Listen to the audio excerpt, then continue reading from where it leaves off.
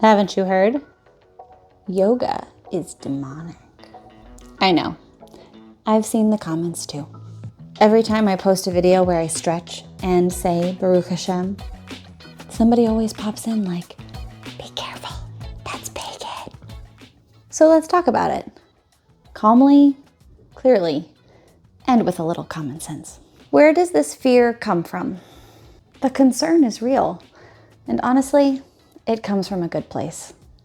From people who truly want to serve Hashem purely. There are practices out there that blend religion and movement in ways that do not align with Judaism or any form of monotheism.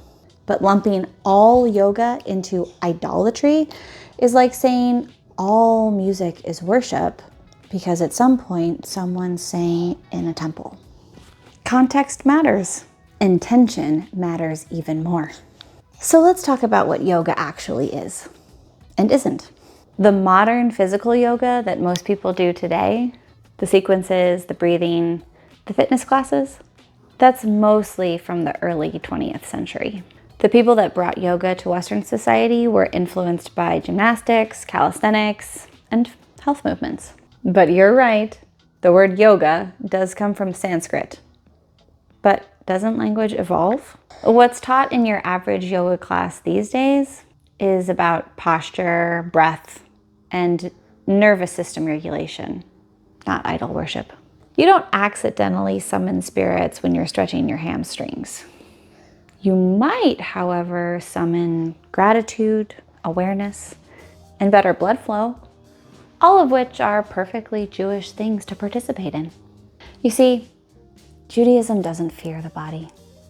We sanctify it. Hashem gave us a nefesh, a ruach, a neshama, and a guf. Body and soul integrated. Movement can be holy when it's directed towards service to Hashem.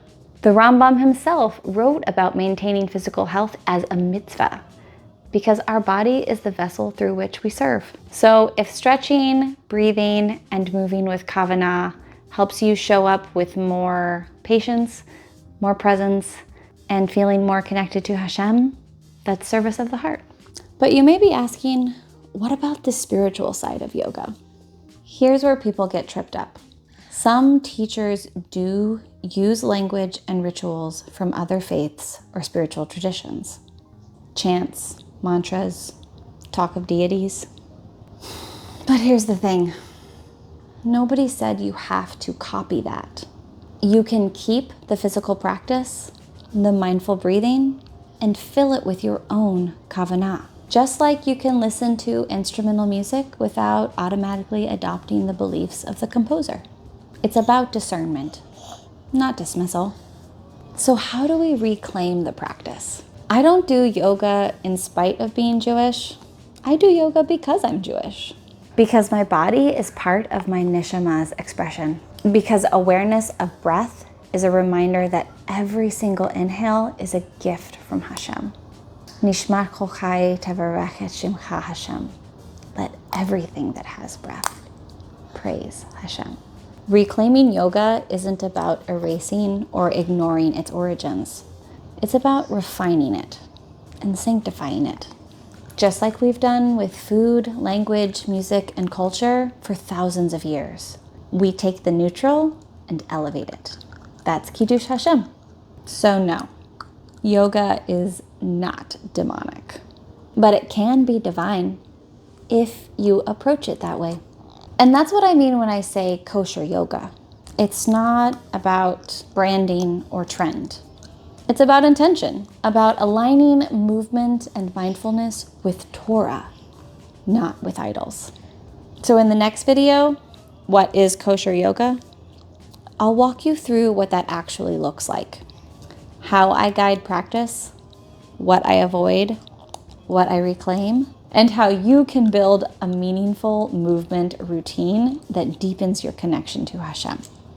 Because if we can take something as ordinary as the food we eat every day and make it holy with our words and our intentions, then why not our movement? Shalom. What do you think? Ready to do some yoga? Hey, can you leave that alone? Do you think you could?